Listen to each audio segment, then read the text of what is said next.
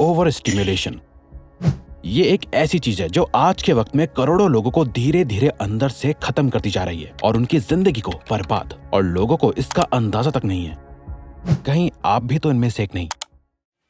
Overstimulation is killing our brain. The number one thing that keeps people stuck in that kind of life is overstimulation. And more importantly, we're losing our ability to have time for ourselves. This is why this cycle is so addictive.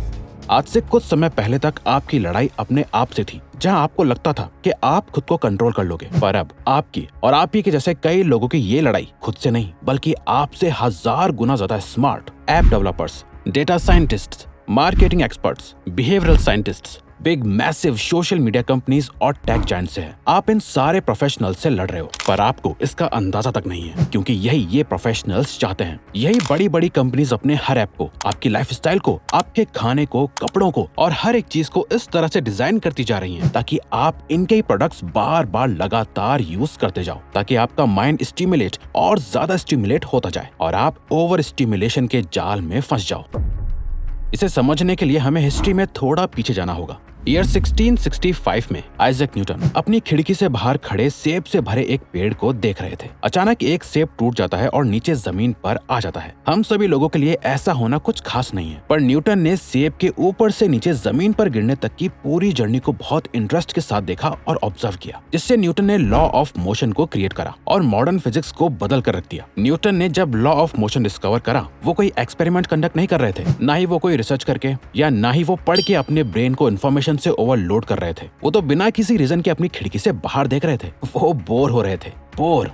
पर ये 16th century की बात है। Time अब बहुत बदल चुका है। आजकल हम में से कोई भी बोर होते हुए अपनी खिड़की से बाहर नहीं देखता, ना ही किसी सेब को गिरते हुए इतने ध्यान से देखेगा। अपने थॉट्स के साथ कुछ टाइम गुजारना हमें बोर करता है, लेकिन हम तो खुद को बोर होने ही नहीं देते। और इसका रीजन डिस्ट्रैक्शन भी नहीं है। आपके आसपास से अगर सारे डिस्ट्रैक्शंस को हटा भी दिया जाए तो भी आपके अंदर कुछ ना कुछ करने की बेचैनी रहती है। आपका ब्रेन इतना ज्यादा ओवर स्टिमुलेशन का आदी हो चुका है कि आप खुद को एक बार के लिए इलेक्ट्रिक शॉक देना पसंद करोगे बजाय बोर होने के। क्योंकि सोशल साइकोलॉजिस्ट टिमोथी विल्सन द्वारा यूनिवर्सिटी ऑफ वर्जीनिया में एक स्टडी कंडक्ट करी गई थी, जहां उन्होंने कई हंड्रेड्स ऑफ स्टूडेंट्स और वर्किंग प्रोफेशनल्स को बुलाया और उन पर एक एक्सपेरिमेंट करा जिसे उन्होंने नाम दिया थिंकिंग पीरियड्स। यहाँ हर एक पर्सन को एक छोटे कमरे में बंद कर दिया गया, जहाँ सारी सफेद दीवारें थी। उनके पास उनका कोई सामान नहीं था, उनके पास करने के लिए कुछ भी नहीं था, उन्हें बस अपने थॉट्स के साथ ही रहना था। वही उनके एंटरटेनमेंट का इकलौता सोर्स था। 10-15 मिनट एक रूम में बंद होने के बाद जब उनसे उनका एक्सपीरियंस पूछा गया तो 50% लोगों को ये बिल्कुल पसंद नहीं आया। इसके बाद रिसर्चर्स ने उन सभी को 15 मिनट के लिए फिर से उसी रूम में बंद कर दिया, पर इस बार उनके सामने एक लाल बटन रखा गया जिसे दबाते ही एक शॉक लगता है, यानी बिजली का झटका। उन्हें बताया भी गया कि अगर चाहे तो वो खुद को शॉक दे सकते हैं। अब कौन खुद को शॉक लगाएगा, है ना? ये तो बेवकूफी है। पर 67% मैन और 25% विमेन ऐसी थी जिन्होंने जानबूझकर उस बटन को बार बार प्रेस करा। उनके लिए चुपचाप खाली बैठ के कुछ ना करना ज्यादा पेनफुल था बजाय खुद को इलेक्ट्रिक शॉक का पेन देने के। ये रिसर्च बताती है कि हम में से ज्यादातर लोग कुछ ना करके सिर्फ अपने थॉट्स के साथ खाली बैठने के बजाय खुद को फिजिकल पेन देना ज्यादा पसंद करेंगे। पर ऐसा क्यों है? इसका रीजन छुपा है हमारे दिमाग के अंदर। हमारा दिमाग अगर आप देखो तो ये हजारों सालों से बदला नहीं है। इसके काम करने के बेसिक फंडामेंटल्स सेम ही है। पहले के टाइम पर जब हमारे एंसेस्टर्स सर्वाइवल के लिए स्ट्रगल कर रहे होते थे, नई नई जगह एक्सप्लोर करते थे, खाने की तलाश में होते थे, तो वो किसी भी शिकार को देख के एक्साइटेड हो जाते थे। रास्ते में अगर कहीं कोई फ्रूट या पानी भी मिल जाता था तो बहुत बड़ी बात होती थी। पर आज ये सब इतना कुछ एक्साइटिंग नहीं लगता। आज के टाइम पर social media, internet, virtual reality, AI ये चीजें हमें एक्साइट करती हैं। पर पहले के टाइम पर हम जिस रीजन से किसी शिकार को या फ्रूट को देख के मोटिवेटेड फील करते थे, उसी सेम रीजन की वजह से आज हम इंस्टाग्राम, स्नैपचैट,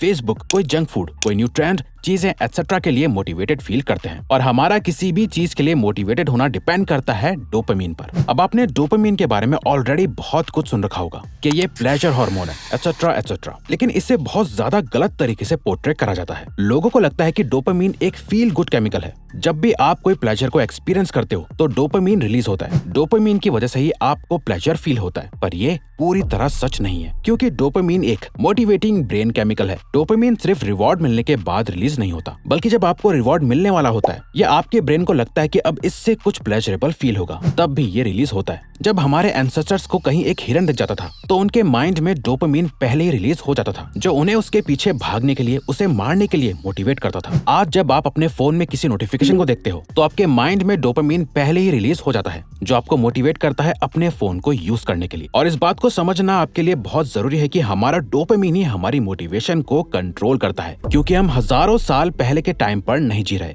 हम एक सुपर नॉर्मल स्टिमुलाई वाली दुनिया में जी रहे हैं, जहाँ ये posts, memes, reels, tweets, videos, images, आपके आसपास का एनवायरनमेंट, आपके कपड़े, जंक फूड, हर चीज जितना हो सके उतना प्लेजरेबल बनाने के लिए डिजाइन करा जाता है। बड़ी बड़ी कंपनीज अपनी दिन रात की मेहनत लगा रही हैं आपको ओवर स्टिमुलेशन का आदी बनाने और इस दुनिया को ओवर स्टिमुलेट करने के लिए। और ये सुपर नॉर्मल स्टिमुलाई हमारे ब्रेन के नेचुरल रिवॉर्ड पाथवेज को हाईजैक कर देता है, जहां हमारे ब्रेन को लगता है कि सोशल मीडिया यूज करके हम अपने सर्वाइवल के लिए कुछ बहुत ही इंपॉर्टेंट काम कर रहे हैं, जो हमें बहुत ज्यादा प्लेजर देने वाला है। For example, junk food.